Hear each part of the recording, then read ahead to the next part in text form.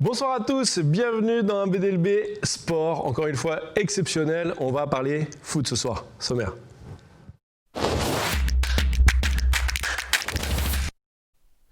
Ce soir, nous recevons depuis Nouméa un des footballeurs calédoniens les plus en vue du moment, Jean-Philippe Saïko. Il évoluait en Nouvelle-Zélande. Avec le confinement, il est maintenant avec l'OSI. Quelle est la suite pour lui? Vous le voyez à l'écran. Nous saurons tout avec lui et nous avons sur le plateau Steve Legge, le président de la Fédération calédonienne de football. La saison a repris sur le caillou. Jusqu'à où? Jusqu'à quand? Là aussi, nous saurons tout. Stéphanie sera bien sûr à mes côtés pour ses chroniques. Dans les cagous d'ailleurs, on parlera cyclisme, on parlera également golf. Et pour ceux qui buzzent sur Internet, elle nous parlera d'une musique qui cartonne en ce moment sur la toile. Et elle nous mettra, moi et mon invité, au défi un mélange de foot et de cardio. Dans l'actu internationale, exploit extraordinaire du Français Fabio Quartararo qui a remporté ce dimanche son premier succès en MotoGP lors du Grand Prix d'Espagne. Et du foot, bien sûr, avec la fin de saison en Espagne dernière journée et le Real est champion. Bonsoir à tous et bien bonsoir à mes invités. Bonsoir Steve. Bonsoir. Bonsoir Jean-Philippe. Bonsoir. Ça va? Oui, ça va. T'es bien installé à Nouméa? Ouais. Bon, ça va. Fizine, comment on te surnomme? On t'a préparé une petite infographie pour retracer un petit peu ta saison. On va regarder ça tout de suite, ton parcours. Alors, depuis 2015, parce qu'avant, tu as évolué ici en Calédonie.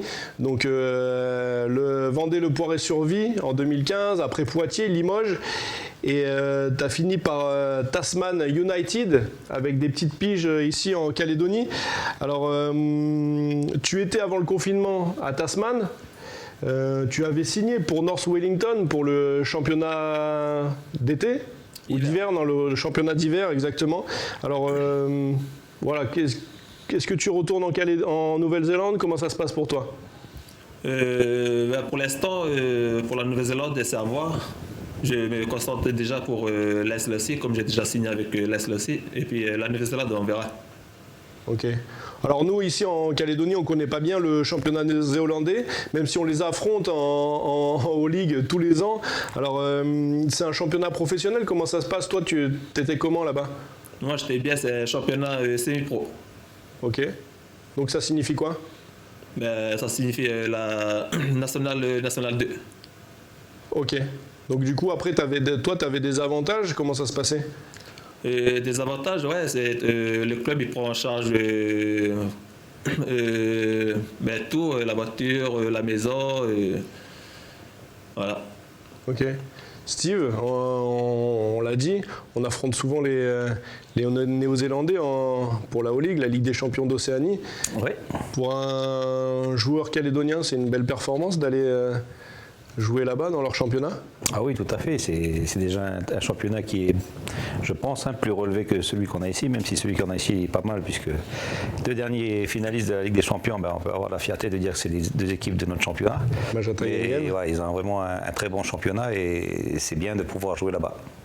C'est vrai que les 2 derniers finalistes de la Ligue des champions, c'est Majata Yengen. Bon, après, ça faisait 10 ans que c'était les Néo-Zélandais qui gagnaient cette compétition. Raconte-nous un petit peu, Fizine, ton parcours et puis ton expérience là-bas en Nouvelle-Zélande. Comment ça se passe? Quel est le niveau, la différence de niveau avec le championnat ici? Le niveau en Nouvelle-Zélande, c'est trop élevé. Quand je suis parti d'ici, le club était en 10e. Ils étaient 10e, dernier. Et l'objectif, je devais aller là-bas pour les redresser, pour les faire... pour les mettre au 3e place, 2e ou 1er. Et là, comme on a essayé de redresser la barre, là, le club il est à 3e. C'est en 3e. Ok, donc objectif réussi. Donc je suppose qu'ils doivent être contents pour toi, alors les dirigeants. Ouais, c'était mon objectif de le faire redresser. Et puis voilà, l'objectif est atteint. les dirigeants, ils vont t'appeler, ils vont te ressolliciter. Ouais, il va me rappeler, mais sinon, il va me rappeler pour revenir, en tout cas au mois d'octobre, pour la saison d'été. Pour la saison d'été, ouais, parce que du coup, là, la saison d'hiver, c'est râpé. Il y a un but qui était très important pour le club, c'était le but contre Auckland. J'aimerais qu'on le voit, ce but, et puis que tu nous racontes ça. Il y a un partout à ce moment-là du match, 95e minute. Pour les footeux, pour les non-footeux, c'est la dernière minute du match. Et regardez ce qui se passe. Et voilà, très bel appel de Jean-Philippe dans la surface, qui plat du pied. Et victoire 2-1 contre Auckland. Raconte-moi cette histoire un petit peu. Ouais, c'était magnifique. Le match contre Auckland, c'était intense. Et voilà, on a fait un partout. Et puis en dernière minute, j'ai marqué le dernier point pour la victoire pour Tasman. C'était historique pour le club en ce moment. Ça faisait combien de temps qu'ils n'avaient pas gagné contre Auckland? Ça fait, je crois, 27 mois. 27 mois, il n'y a pas d'équipe qui a essayé de battre Auckland. Ok. Et toi, tu y es arrivé? Voilà. Enfin, toi et ton équipe, mais bon, c'est quand même toi qui as marqué le but de la victoire. Ouais, c'est pour l'équipe aussi. Hein. Steve, c'est une belle victoire, voilà, c'est une belle intégration aussi dans son championnat néo-zélandais. Ah oui, tout à fait. Et puis là, battre Auckland, c'est, comme il a dit, c'est pas facile. Hein. C'est à chaque fois la grosse équipe de ce championnat. Donc félicitations à eux. Hein, et on va espérer qu'ils vont continuer comme ça sur la lancée. Ok. Jean-Philippe, j'ai une petite pépite pour toi. Je te propose qu'on la regarde tous ensemble et puis on en reparle juste après. On regarde. Toi qui avais fait un petit tour en métropole, là, qu'est-ce que tu penses de ce retour en Mobile Super League, du niveau cette saison? Ça fait du bien encore de revenir sur le caillou et jouer avec la même équipe. Et puis le niveau il est un peu bas, mais voilà, c'est comme ça, c'est le football calédonien. Voilà. Alors c'était au micro de Romain Pimbény, 14e journée de Super League, de Mobile Super League 2019. Tu faisais une pige pour Magenta, c'était le 6 septembre exactement. Alors tu es de nouveau de retour dans le championnat calédonien. Est-ce que tu trouves toujours le niveau aussi bas? Ouais, c'est toujours pareil. Le niveau, avec le football calédonien, c'est toujours le même. C'est trop bas à propos de la Nouvelle-Zélande, de la France. Ouais. Ok, Steve, un avis? Ben oui, on ne peut pas le nier. Hein. Voilà, on a un niveau qui est quand même inférieur à celui de la Nouvelle-Zélande, l'Australie ou la métropole. Mais bon, le football canadien est en constant progrès. On a bien progressé depuis ces dernières années et puis il faut continuer comme ça, quoi. Justement, je rebondis là-dessus. On est en progrès. D'ailleurs, on a gagné la dernière Ligue des champions d'Océanie. Est-ce que ça veut dire que le niveau se nivelle? Oui, après, l'exploit qui a été fait, c'est que l'équipe de Yingen et Magenta, c'est 100% des joueurs locaux. Donc c'est ça qu'il faut retenir et que ça permet de lever le niveau. Mais c'est aussi des équipes qui ont la grosse majorité composée, les deux équipes, les deux clubs de joueurs qui sortent des sélections de Nouvelle-Calédonie. Donc c'est peut-être ça aussi qui a fait lever le niveau de ces deux clubs. Mais je vois ce qu'il veut dire, c'est qu'il n'y a pas une homogénéité dans le championnat. Voilà, ça fait déjà plusieurs années qu'on voit Magenta ou Yingen ou Magenta. Donc cette année, je pense qu'avec Jean-Philippe qui est à l'OSI, et puis Tiga qui a fait des bonnes recrues, ça va un peu resserrer un peu plus le championnat et ça va donner un peu plus d'engagement dans ce championnat. Jean-Philippe, qu'est-ce qu'on dit du championnat calédonien en Nouvelle-Zélande? Championnat calédonien en Nouvelle-Zélande? Ouais. Qu'est-ce qu'ils disent tes coéquipiers? Ils me demandent si le football calédonien c'est élevé ou pas. Je dis pour l'instant il faut que vous veniez au pays pour voir si c'est comment. Ok. Et du coup, par rapport à la dernière Ligue des Champions d'Océanie, est-ce que ce football calédonien il est remonté dans leur estime et maintenant quand ils vont venir, ça va être différent pour eux dans leur tête?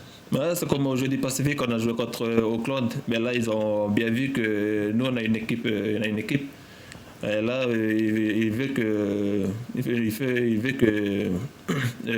la Calédonie, l'équipe de la Nouvelle-Calédonie, prend un niveau supérieur que Auckland. Ok. Comment faire que la Nouvelle-Zélande? Comment faire, Steve, pour avoir de meilleurs joueurs encore? Il n'y a pas de secret, hein, c'est la formation du joueur, c'est organiser des matchs à l'extérieur. On a essayé d'organiser cette année, c'était prévu que la sélection aille en Estonie faire une tournée. Et moi je pense sincèrement que il n'y a que par là qu'on va élever notre niveau parce que les garçons ils ont besoin d'affronter beaucoup plus fort qu'eux pour pouvoir hisser leur niveau. Donc je pense que c'est par là. Et puis ensuite lever le niveau du championnat parce que les garçons toute l'année ils jouent dans ce championnat qu'on a de Super League. Donc là c'est bien cette année que les équipes s'équilibrent et puis que ça donne plus d'intérêt au championnat, mais malheureusement on ne peut pas voyager avec la sélection. Mais c'est pareil aussi pour la Nouvelle-Zélande, donc on verra bien. Et puis d'avoir aussi beaucoup de joueurs qui, comme Jean-Philippe, jouent en Nouvelle-Zélande ou en Australie ou en métropole. Ça va permettre de monter leur niveau, donc de monter le niveau de la sélection de Calédonie. La sélection A, justement, comment ça se passe pour elle? Tu as dit que pour l'instant, on ne pouvait pas voyager parce qu'à cause du Covid. Est-ce qu'il y a des rendez-vous qui sont Oui, il y a une programmation qui va être faite avec le nouveau sélectionneur, puisque Thierry nous quitte. Ouais. Thierry qu'on embrasse, qui a été notre consultant sur Calédonia. Bon vent à toi, avec ton club de N3. Et puis, dès que les frontières sont ouvertes, programmer justement une sortie à l'extérieur, puisque nous avons déjà prévu les fonds pour cela. Donc, on va espérer que les frontières s'ouvrent assez rapidement, que le maudit Covid-19 là nous embête plus, soit qu'il soit plus là, ou soit qu'il y ait un vaccin qui nous permette de voyager. Et puis préparer la qualification Coupe du Monde pour 2022, parce que on a pu voir que dernière confrontation avec la Nouvelle-Zélande ici, c'était à Koné, on a fait 0-0. Donc pourquoi ne pas les battre encore cette année et puis partir jouer les barrages à la place de la Nouvelle-Zélande? Jean-Philippe, tu es d'accord avec cette analyse qu'il faut faire de plus en plus de matchs à l'extérieur et de jouer contre meilleur que soi pour arriver? Je suis tout à fait d'accord avec le président. Il faut sortir d'ici pour jouer avec d'autres équipes qui ont le niveau haut. Ok. Ouais. Toi, on revient au championnat de Calédonie. Tu as choisi l'OSI cette année. Pourquoi avoir choisi l'OSI? Parce que c'est ton district, je crois, non? Ouais, ça. Non, depuis que je suis parti en France et puis revenir et puis repartir en Nouvelle-Zélande, j'ai décidé que si je reviens ici au pays, je jouerai avec mon district. Et du coup, quel est ton objectif? Parce que j'imagine que tu as une idée derrière ça. Ouais, c'est pour l'aider l'équipe, là, c'est aussi. En ce moment, je suis venu, il n'y a plus de cadre, il n'y a plus les joueurs, il n'y a que des jeunes. Puis je suis là pour les cadrer et puis essayer de les faire monter puis les faire plaisir sur le terrain. Ok, super, belle mentalité.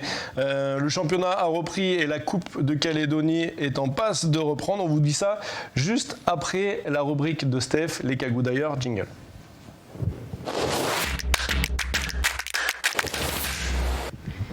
Bonsoir. Salut Steph. Alors qu'est-ce que tu nous as préparé? Cyclisme et golf. Et golf, voilà, c'est ça. Donc je vais commencer par le cyclisme. C'est ça, donc je vais commencer par le cyclisme. Donc très belle performance de la Calédonienne Océane Tessier qui a participé ce dimanche à la course Versailles-Satori. C'est la première course de reprise en Île-de-France organisée par l'US Métro. Donc en fait c'était une course de 72 km avec plus de 100 coureurs, hommes et femmes confondus. Océane arriva donc à la 30e place et c'est la première femme donc à terminer donc cette course. Donc une belle performance, très belle performance d'ailleurs pour la Calédonienne. Donc enfin pour le golf, le golfeur calédonien Paul Barjon qui est installé aux États-Unis depuis 7 ans, il est à nouveau sur le podium au Texas en terminant ce dimanche à la 2e place au Tournament Players Club durant le championnat à San Antonio. Donc une épreuve comportant, alors voilà, donc il a gagné, donc là. Il a gagné à San Antonio, c'est ça? Donc il est arrivé 2e. D'accord. Voilà, mais c'est une épreuve qui compte, qui est importante pour le Korn Ferry Tour. Donc Korn Ferry Tour, ça correspond à la 2e division américaine. Grâce à cette victoire, donc il passe de la 15e place à la 5e place. Donc il accède à la division supérieure, ce qui n'est pas sans conséquence puisque les 10 premiers en fin d'année bénéficieront d'une carte partielle donc sur le PGA Tour l'an prochain. PGA, oui, je dis mal. Donc en fait le PGA, c'est un circuit donc de golf professionnel masculin qui se joue principalement aux États-Unis. Et en tout cas, donc c'est une belle opportunité pour le Calédonien qui pourra, on l'espère, se hisser bien sûr au sommet du classement mondial. Super, s'il accède au top niveau. Voilà. Ah oui, c'est sûr. Comme quoi, il faut s'exiler. Ouais. Et pour mieux revenir ici. Tout à fait. C'était tout ? C'est tout pour moi. Merci beaucoup, C'était pas mal. Steph. On va passer à l'actu maintenant. Jingle.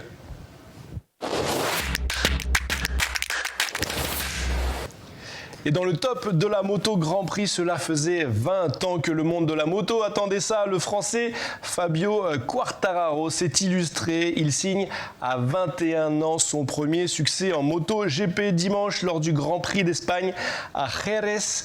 Première manche de la saison 2020 du championnat du monde. En pole position dès le départ, le Français a notamment profité des erreurs du septuple champion du monde, Marc Marquez, qui est tombé. Regardez sa joie au Français à l'arrivée.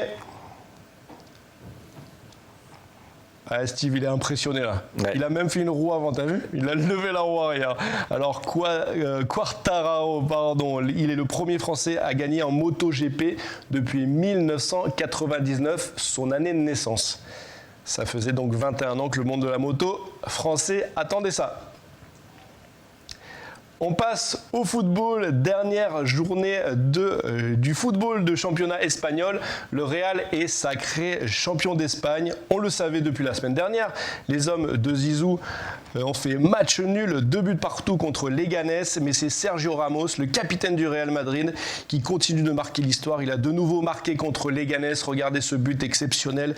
Et il a atteint les 100 buts en club. 97 avec le Real de Madrid et 3 avec Séville où il évoluait avant. Pour un défenseur central, c'est tout simplement incroyable. 100 buts en club pour un défenseur central, c'est...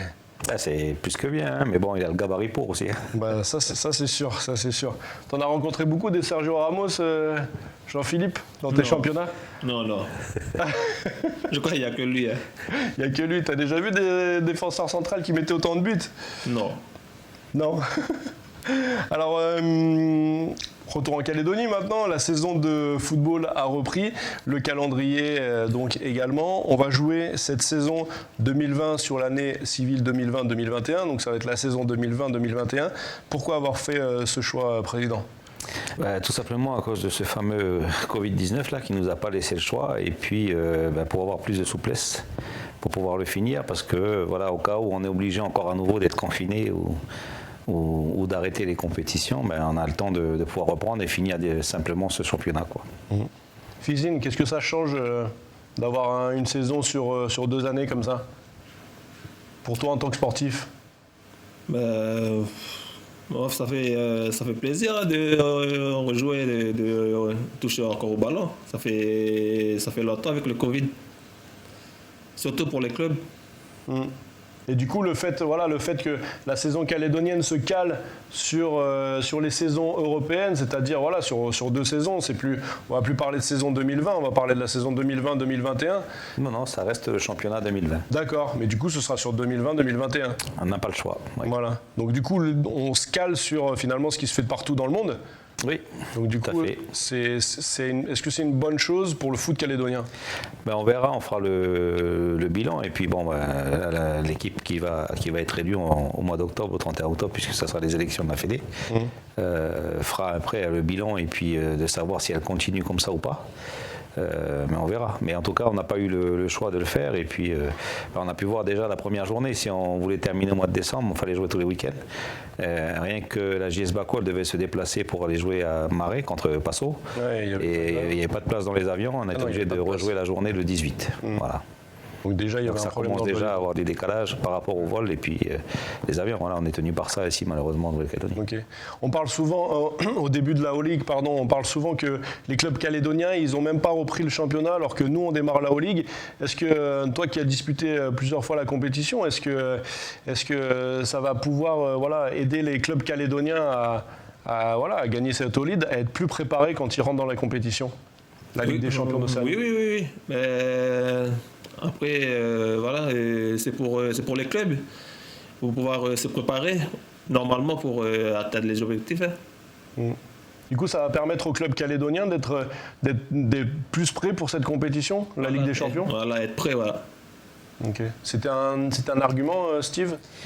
Oui, c'était un des arguments lorsque, au mois de février de cette année, on a voulu passer au calendrier international. Parce que c'est vrai que lorsqu'on arrive à la Ligue des Champions, nos clubs n'ont pas encore débuté la saison. Ouais. Et alors que les clubs néo-zélandais sont en pleine saison, ou de Tahiti ou autres pays de la région.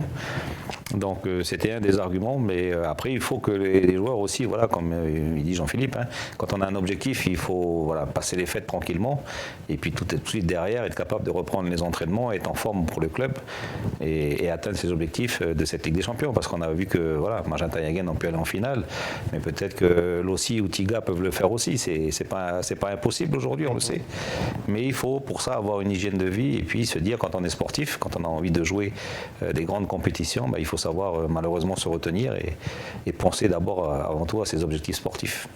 Tu l'as dit juste avant à demi-mot, ce sera le rôle du prochain président et du prochain bureau de savoir si on continue ou pas sur cette lancée, sur faire une saison sur 2 saisons civiles.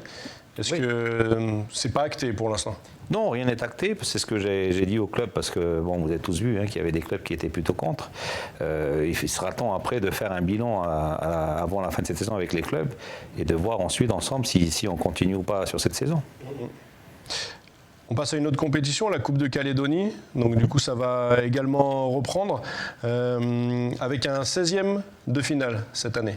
Oui, justement, de pouvoir étendre cette saison, ça nous permet aussi de prévoir un 16e de finale de coupe, ce qui est plutôt bien à mon sens, parce que ça permet aux équipes du comité île d'avoir 7 équipes engagées dès les 16e, le Nord aussi et le Sud 8.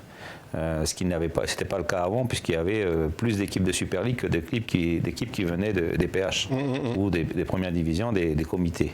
Donc je pense qu'aujourd'hui, pour la reconnaissance pour les clubs de comité, c'est une très bonne chose. Donc l'envie, comme on dit, c'est de voir les petits poussés qui vont le plus loin possible. Tout à fait. Et puis en plus, là, tout le monde sera dans un pot commun.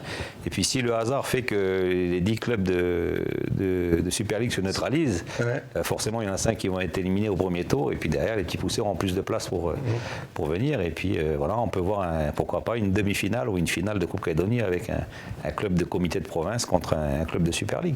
C'est ce qui fait la beauté de la coupe. C'est ce qui fait la beauté d'une coupe, oui. Exactement. Fizine, toi, c'est un objectif pour l'OSI, cette Coupe de Calédonie cette année ? Oui, là, pour l'instant, on travaille pour le championnat et puis en même temps, on travaille pour la Coupe Calédonie. Ok. Donc pour tous les objectifs. Voilà. Vous voulez tout gagner, quoi. Pour moi, oui. Après, c'est pour le club aussi. Je sais que le club, il veut aussi la Coupe Calédonie. Qu'est-ce que tu transmets, toi ? Qu'est-ce que tu dis aux jeunes joueurs ? Tu m'as dit qu'il y avait beaucoup de jeunes joueurs à l'OSI. Qu'est-ce que tu leur transmets de ton expérience à l'étranger au haut niveau ? Tu leur dis quoi ?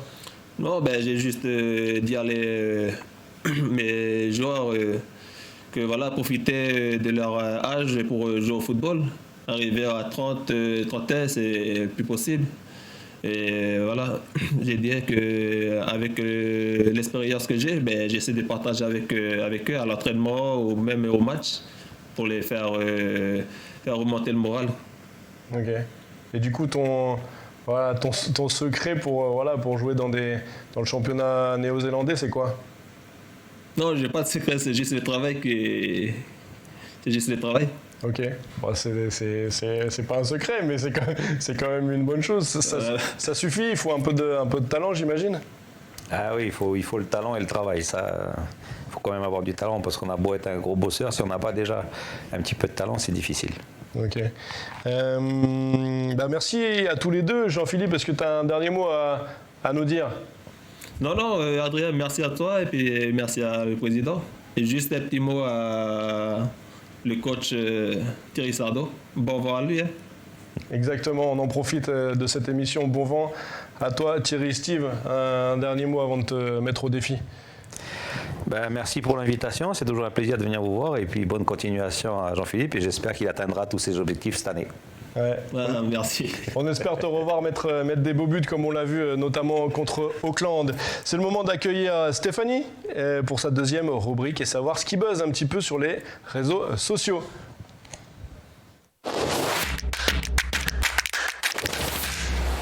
je me suis trompée.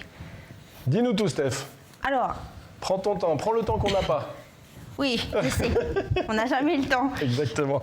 Donc, qu'est-ce qui buzz sur la toile? Donc, il s'agit de cette musique. Vous allez voir en fait le clip qui va apparaître derrière vous. D'accord. Jérusalema. Jérusalem. Voilà, vous l'avez peut-être déjà entendu. Pas du Si on pouvait monter mettre le son. On l'a déjà entendu apparemment. Alors ça vous dit rien? Ah bah vous ne devez pas être sur les réseaux sociaux, c'est pour ça. Donc en fait, ce DJ Master Kaji, qui est originaire donc, de la République du Zimbabwe, donc c'est une véritable star dans son pays, donc en Afrique, mais par contre il n'est pas connu en Europe, ni en Asie, ni en Amérique. Alors vous allez me dire, oui, mais alors pourquoi sa chanson, elle fait le buzz sur la toile et tout? Et ben c'est Pourquoi Steph, sa chanson, elle fait le buzz sur les... Voilà, donc c'est notamment grâce à TikTok, l'application TikTok, on y revient à chaque fois. Cette chanson est devenue un véritable phénomène grâce à cette application. D'ailleurs, DJ Master Kaji donc, est en train de faire danser le monde entier. Vous voyez derrière, c'est grâce au fameux Jérusalem Challenge. Jérusalem Challenge, donc c'est ça en fait. C'est une chorégraphie sur cette chanson. Ok. Et il faut savoir que ce clip a quand même été visionné plus de 63 millions de fois sur cette application. Donc là, c'est un peu rigolo là. Mais voilà, en fait, c'est grâce à TikTok que cette musique, que cet artiste se fait connaître un peu du monde entier, puisqu'il était connu vraiment que chez lui, que dans son pays. Ça, c'est le sigle de TikTok, ça? TikTok, oui, cette application dont les Calédoniens sont friands, d'ailleurs. Ok. Pas vous. T'es sur TikTok? Surtout les jeunes, non, moi non. Ah ouais? Mon jeune fils, oui, Brenley, il est souvent dessus. Ah ouais, Ah bah donc il doit certainement connaître cette chanson, je pense, et les différents challenges. Ouais, donc bah, voilà. Moi, ça me parle pas. Ok, super. Eh ben au top, génial. Est-ce que tu as un petit défi pour nous, Stéphanie? Oui, on ne va pas danser, Non, on va pas danser? mais on va se mettre là-bas. D'accord, ça Donc marche. on y va? On regarde un petit jingle et puis Oui. on suit. D'accord? Allez, jingle défi.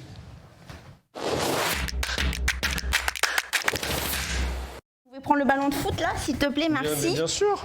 On va jouer au foot. Alors oui, donc ce soir, nous allons tiens à dire voir... qu'il est Ah pas oui, alors gonflé, quand attendez, même. parce que j'avais une vidéo à vous montrer. Ah, bah viens, on Donc, revient. Allez, Steve, excusez-moi. on revient, c'est reparti. Donc du coup, donc il y À a cette... l'envers. Si c'est de la corde à sauter, je pourrais pas. Donc si, ah là là, bah c'est pas grave, Adrien va le faire.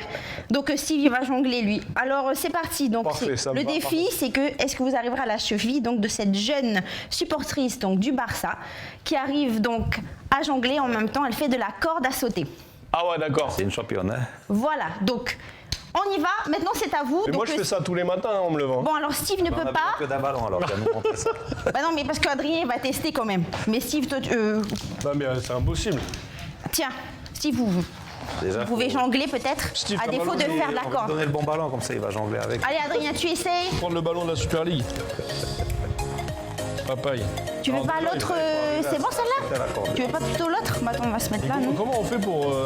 Bah tu te débrouilles, hein. Non, mais comment on fait pour monter le ballon quand on... Bah je sais pas moi, mais en tout cas elle arrive la petite.